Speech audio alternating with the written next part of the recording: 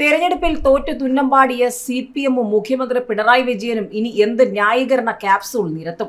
പക്ഷേ തെരഞ്ഞെടുപ്പിൽ പരാജയപ്പെട്ടെങ്കിൽ എന്താ? പരിസ്ഥിതി ദിനമല്ലേ? തോൽവിയിൽ മൗനിയായ മുഖ്യമന്ത്രി ജൂൺ 5-ന്റെ പ്രാധാന്യം ഓർമ്മിപ്പിച്ച് പോസ്റ്റ് ഇട്ടതേ ഓർമ്മയുള്ളൂ. തൊട്ടു പിന്നാലെ പൊതുജനം സോഷ്യൽ മീഡിയ കടന്നൽ കൂട്ടം പോലെ ഇളകി. ലോക്സഭാ തെരഞ്ഞെടുപ്പിലെ LDF-ന്റെ പരാജയത്തിൽ പ്രതികരിക്കാതെ മുഖ്യമന്ത്രി പിണറായി വിജയൻ. ഫലപ്രഖ്യാപനത്തിലെ തിരിച്ചടികളിൽ പ്രതികരിക്കാത്ത മുഖ്യമന്ത്രി പരിസ്ഥിതി ദിനവുമായി ബന്ധപ്പെട്ട പോസ്റ്റുകളാണ് സമൂഹ മാധ്യമങ്ങളിൽ പങ്കുവച്ചത്. നിലവിൽ ആലത്തൂരിൽ മാത്രമാണ് LDF-ന് ജയിക്കാനായത്. കേരളത്തിൽ സിറ്റിംഗ് സീറ്റായ ആലപ്പുഴയും LDF-ന്റെ കൈവിട്ടിരുന്നു. പരാജയത്തെക്കുറിച്ച് അവലോകനം നടത്തുമെന്ന് CPM നേതൃത്വം അറിയിച്ചെങ്കിലും മുഖ്യമന്ത്രി ഇതേക്കുറിച്ച് പ്രതികരിക്കാൻ തയ്യാറല്ല. ഇതിനിടെ ചാലക്കുടിയിൽ സിക്സർ അടിച്ച് കളിച്ചു കയറിയ 2020 കുന്നത്തുനാട്ടിൽ 2ാം സ്ഥാനത്ത്. അവിടെയും CPM-ന് ചോദ്യങ്ങളാണ്. ഏതായാലും 2020യും കിറ്റക്സ് സാബുവും അത്ര മോശക്കാരല്ലെന്ന് തെളിയിച്ചുകൊണ്ടിരിക്കുകയാണ്. ചാലക്കുടി ലോക്സഭാ സീറ്റിൽ 2020 പാർട്ടി പ്രമുഖ പാർട്ടികളെയും നേതാക്കന്മാരെയും ഞെട്ടിച്ചുകൊണ്ട് സിക്സർ അടിച്ച് കളിച്ചു കയറിയെന്നാണ് മാധ്യമ വിശേഷണങ്ങൾ. കോൺഗ്രസിന്റെയും CPM-ന്റെയും ഉള്ളിൽ തീ കോരിയിട്ടുകൊണ്ടാണ് കന്നി അംഗത്തിൽ 2020യുടെ പ്രകടനം. കുന്നത്തുനാട്ടിൽ ഇടതുപക്ഷത്തെ മറികടന്ന് 2ാം സ്ഥാനത്താണ് 2020. വരാനിരിക്കുന്ന നിയമസഭാ തെരഞ്ഞെടുപ്പിന്റെ പ്രീമാച്ചായി കണക്കാക്കിയാൽ ഇനി രാഷ്ട്രീയ സമവാക്യങ്ങൾ മാറും. ചാലക്കുടി ലോക്സഭാ മണ്ഡലത്തിൽ ആകെ പോൾ ചെയ്ത വോട്ടിന്റെ 11.11% 2020 സ്ഥാനാർത്ഥി അഡ്വക്കേറ്റ് ചാർലി പോൾ പിടിച്ചത്. NDA സ്ഥാനാർത്ഥി KA ഉണ്ണികൃഷ്ണന് ലഭിച്ചത് 11.18% വോട്ട്.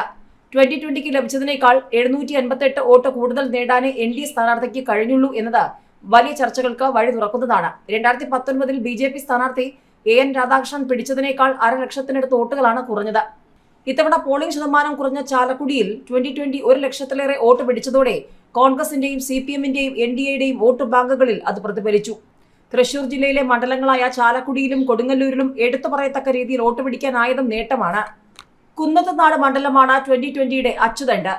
2026-ൽ വരാനിരിക്കുന്ന നിയമസഭാ തെരഞ്ഞെടുപ്പിൽ അവിടെ 2020യെ തളയ്ക്കാൻ CPM-ഉം കോൺഗ്രസും ഒരുപാട് വിയർപ്പൊഴുക്കേണ്ടി വരും. 2021 നിയമസഭാ തെരഞ്ഞെടുപ്പിൽ 2020യുടെ ഡോക്ടർ സുജിത് P. സുരേന്ദ്രൻ 42,701 വോട്ടാണ് നേടിയത്. UDF-ന്റെ VP സജീന്ദ്രൻ 49,636 വോട്ടുകളും അന്ന് ജയിച്ച് MLA ആയ LDF-ന്റെ ശ്രീനിജൻ നേടിയത് 52,351 വോട്ടും. 2,715 വോട്ടായിരുന്നു ഭൂരിപക്ഷം.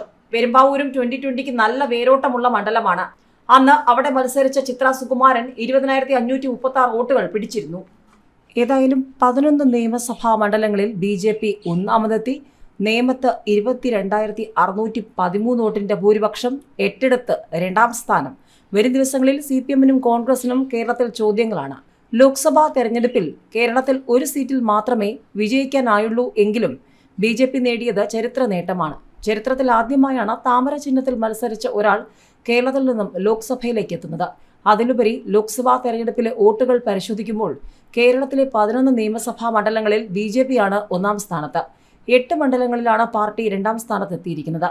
തിരുവനന്തപുരം, കോവളം, നെയ്യാറ്റിൻകര, ഹരിപ്പാട്, കായംകുളം, പാലക്കാട്, കാസർഗോഡ്, മഞ്ചേശ്വരം ഇവിടങ്ങളിലാണ് പാർട്ടി 2ാമതെത്തിയത്.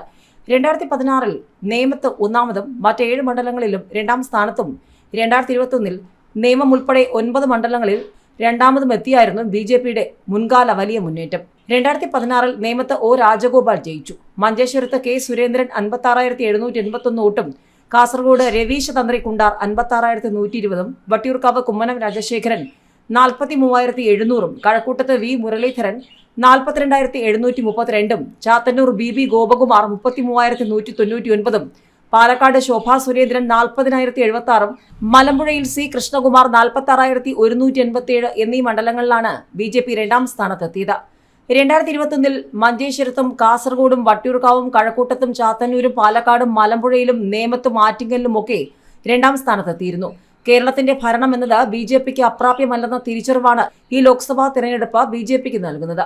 2 വർഷം കഴിയുമ്പോൾ നടക്കുന്ന നിയമസഭാ തെരഞ്ഞെടുപ്പിൽ ഒന്ന് ആഞ്ഞു പിടിച്ചാൽ BJP-ക്ക് 20 സീറ്റുകൾ നിഷ്പ്രയാസം വിജയിക്കാനാകുമെന്ന് BJP ക്യാമ്പുകൾ കണക്കുകൂട്ടുന്നു.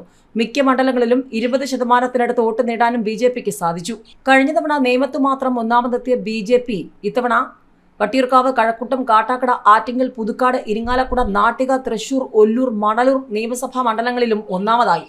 ഇടതുമുന്നണിക്ക് 19 മണ്ഡലങ്ങളിൽ മാത്രമാണ് 1ാമതെത്താൻ കഴിഞ്ഞത്. UDF 110 മണ്ഡലങ്ങളിൽ മുന്നിലെത്തി.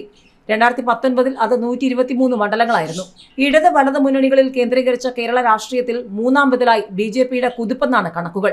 2024 തെരഞ്ഞെടുപ്പ് കേരള രാഷ്ട്രീയത്തിലും പുതിയ ധ്രുവീകരണത്തിന് വഴി തുറക്കുകയാണ്. ഏതായാലും താമര ചിഹ്നത്തിൽ ഇതാദ്യമായി ലോക്സഭയിലേക്ക് ഒരു അംഗത്തെ ജയിപ്പിക്കാനായതിന്റെ മാത്രം സന്തോഷത്തിലല്ല BJP ക്യാമ്പ്.